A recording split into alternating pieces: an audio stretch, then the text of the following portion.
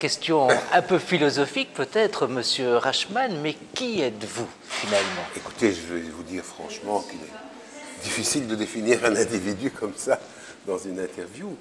Je crois que, disons que j'ai un parcours qui vient d'une famille pauvre.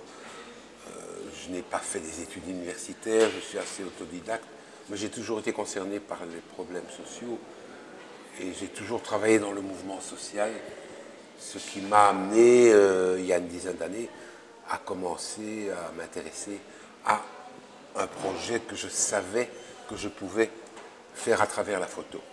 Donc, c'est pour ça que vous voyez cette exposition dans les couloirs de votre école. Et quel est ce projet justement? Mais ce projet, écoutez, ça fait des années que je travaille dans le social, avec une certaine forme de politisation aussi.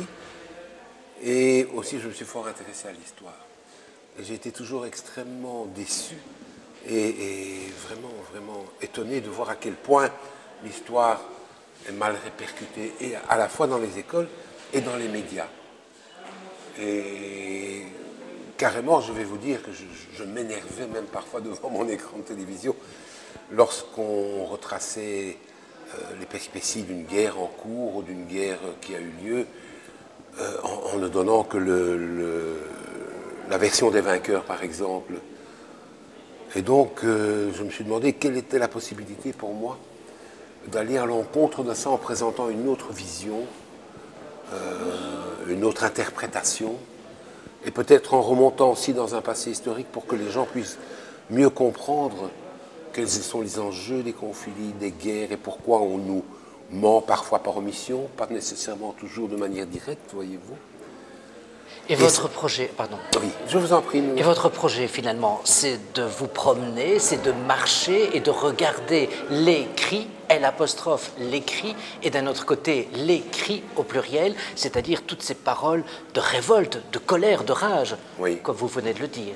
Mais écoutez, dans ma recherche de trouver les moyens de montrer aux gens l'envers du décor, ou une autre vision de l'histoire, ou montrer à quel point certains préjugés peuvent être violents et amener à des guerres. En cherchant un moyen, je me promenais un jour à vélo, je l'écris d'ailleurs dans mon texte, sur le ring de Bruxelles, et je me suis retrouvé sur un pont d'autoroute avec un immense embouteillage de voitures, de camions, et j'avais même pas fait attention à la première seconde. J'ai regardé cet embouteillage et puis j'ai commencé à m'éloigner. Et qu'est-ce que j'ai vu sur inscrit sur le pont d'autoroute? Deux mots. Voilà. L'aliénation suréquipée. Je trouvais ça tellement évident que ça fait un tilt dans ma tête, et je me suis dit, tiens, est-ce que dans mes promenades urbaines, dans mes déplacements, je vais peut-être encore trouver d'autres façons de montrer à quel point nous sommes dans une fausse voie, et peut-être aussi trouver des paroles vraies, très très concises. Et c'est comme ça que le travail a commencé, et qu'il dure depuis à peu près 8 ans. Et le cri, la force, vient justement de cette concision? Je crois que tous les gens qui écrivent sur les murs, d'abord, n'ont pas les moyens de s'exprimer ailleurs. Donc, je dirais, c'est des paroles murales, comme je les appelle, et c'est des paroles aussi de gens qui, effectivement, n'ont pas la possibilité d'exprimer ailleurs, qui n'ont pas accès ni aux médias, en tout cas aux médias de masse. Et donc ça m'a intéressé de voir si c'était possible de faire une réflexion et d'avoir aussi de la matière à ce niveau-là. Et je me suis rendu compte, effectivement, qu'il y avait énormément de matière, surtout dans les périodes de crise. Et tout d'un coup, dans les périodes de crise, et à l'époque déjà, on commençait à se poser pas mal de questions, les gens ont un besoin de dire non, on n'est pas d'accord avec ça, les politiques ne nous écoutent pas. Ce que nous ressentons par rapport, c'est ça, ça, ça et ça. Et certains l'expriment sur des murs, avec des concisions et des raccourcis magnifiques, qui parfois valent un livre de 900 pages, comme cette photo que j'ai prise, où vous voyez beaucoup, vite, loin, mal. Imaginez-vous qu'en 4 mots, on résume de manière aussi simple ce que nous ressentons depuis si longtemps, l'un et l'autre, vous, moi et la plupart des gens qui sont, à qui il ne faut pas apprendre dans quelle situation ils sont. Ils le connaissent du matin au soir. Et pourquoi avoir accepté l'invitation d'Hélène Boulogouris, qui est coordinatrice ici à l'ICHA? Je connais Hélène Boulogouris depuis très longtemps. J'ai toujours admiré sa probité, son honnêteté, sa clarté. Je savais qu'elle travaillait ici, elle m'en parlait parfois. Et un jour, on m'a posé la question, même de manière un peu timide, je dirais, si je serais d'accord pour exposer dans cette école. Et je vais vous dire que pour moi, ça m'a semblé un bon moyen, un autre moyen de contacter surtout les jeunes, 17, 18 ans, 16 ans, parce que j'avais déjà fait plusieurs expositions, dont une à la Maison du Livre, le Centre d'art contemporain, Parcours d'artistes, etc.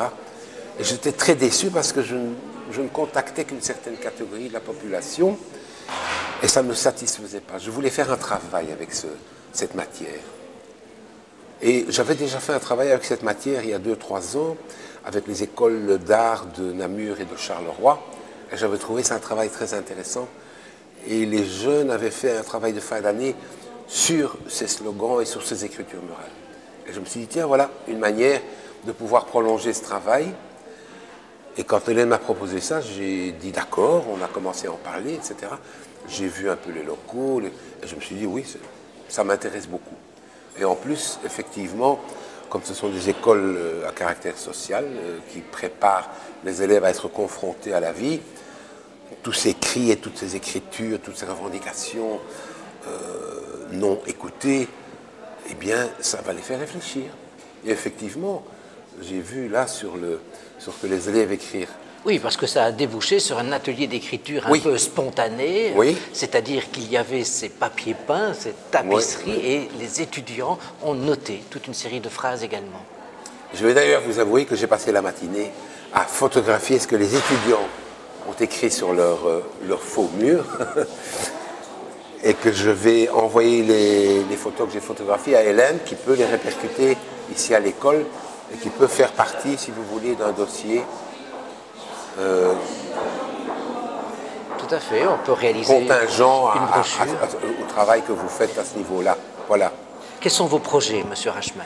Mais moi, je vais continuer ce travail de photo parce que, apparemment, le travail qui a été fait ici avec cette exposition, plus ce qui a déjà été fait aussi dans d'autres expositions, finit par être connu.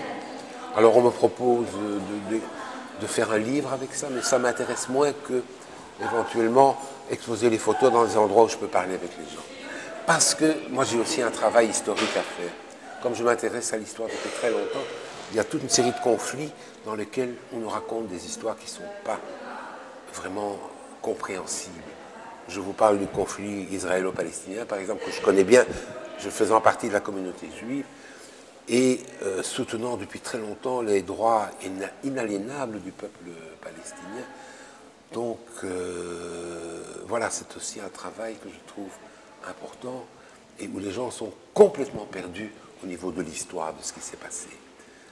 Et la présentation de ce conflit, c'est qu'on a affaire à un État faible, entouré de méchants peuples arabes, etc. Or, la réalité n'est pas du tout ça. Il y a une réalité historique, il y a une confrontation, mais il ne faut pas les mettre sur les mêmes balances. Je considère qu'il y a un pays occupé et il y a des gens qui sont occupés. Donc, je ne vais pas ouvrir toute l'histoire devant vous maintenant. Mais, vous voyez, il y a moyen de faire un travail énorme avec ces photos. Une de ces photos, justement, parle de ce conflit. Donc, l'avenir de ce travail, c'est surtout de contacter les jeunes, de les recontacter avec l'histoire du passé qui leur permettra de comprendre l'histoire du présent et d'échafauder une histoire pour l'avenir. D'accord. Voilà. Qu'est-ce que vous retenez finalement de cette exposition ici à l'ICHA, M. Rachman? D'abord, un accueil extrêmement chaleureux, une liberté d'action, un intérêt quand même assez incroyable de la part de ces jeunes. Il est vrai qu'ils sont dans des écoles sociales, donc on pourrait dire que ça devrait normalement les intéresser, mais ce n'est pas toujours le cas, évidemment. Donc, vraiment, je trouve ça extrêmement positif, votre initiative. Une déception peut-être? Oui, une toute petite. J'avais beaucoup de choses à dire au niveau de l'historique de chaque inscription, parce qu'apparemment, il m'avait semblé, à la première fois que j'ai rencontré les élèves, que tout le monde ne comprenait pas exactement ce que signifiaient et d'où venaient ces inscriptions. Donc la petite frustration, que j'ai pensé qu'on pouvait peut-être m'appeler par-ci, par-là, pour discuter avec les élèves sur des choses dont ils se posaient des questions et qui étaient inscrites sur ces photos. Voilà. Et ça ne s'est pas fait. Et ça ne s'est pas fait, malheureusement. D'accord. Vous savez, à l'âge que j'ai, pour moi, le passage de la connaissance vers les plus jeunes est une chose d'une importance capitale. Et plusieurs facettes de cette connaissance. Et pas le raider digeste de ce qu'on voit quotidiennement partout. Voilà. Merci beaucoup, Monsieur Rachman. C'est moi qui vous remercie. Merci bien. Merci.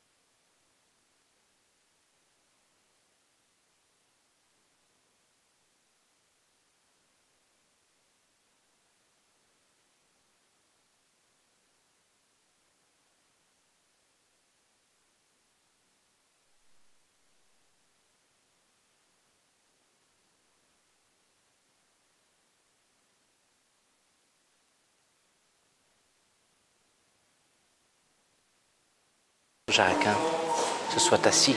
Ah, tu veux qu'il Voilà. s'assoie? Bon. Thomas le jumeau, hein, le didyme, Thomas. Oui, oui. Hein, dans l'Évangile. Voilà, Hélène, quel est finalement le contexte de ces expositions ici à l'ICHA? Eh bien, donc, nous avons une formation qui est quand même professionnalisante. Et donc, dans cet esprit, on travaille à être en contact avec les milieux extérieurs, les milieux sociaux, où nos étudiants font leur stage d'une part. D'autre part, il y a aussi les jurys qui viennent pour les mémoires et qui viennent ici dans l'école. Et puis, on essaye tout le temps d'être en contact avec les milieux professionnels de travailleurs sociaux. Alors, c'est vrai qu'on a un service à la collectivité où on permet à des professionnels de continuer une formation continue, mais on a aussi l'idée d'ouvrir nos portes, que l'école soit quelque chose, un milieu ouvert, où on fait venir l'extérieur à l'intérieur. Et donc, dans cet esprit-là, voilà, c'est comme ça qu'on a eu l'idée de faire des expositions. Que ce soit des créations qui se font dans des institutions, que ce soit des artistes qui prennent comme thème justement des thèmes sociaux. Et dans cette idée-là, c'est vrai qu'en voyant les réalisations de Jacques Rachman, j'ai été touchée par les questions sociales qui étaient touchées, qui étaient relevées par ces photos. Et ces photos nous font réfléchir, nous font resituer des problématiques, peut-être d'un autre point de vue, dans un autre contexte.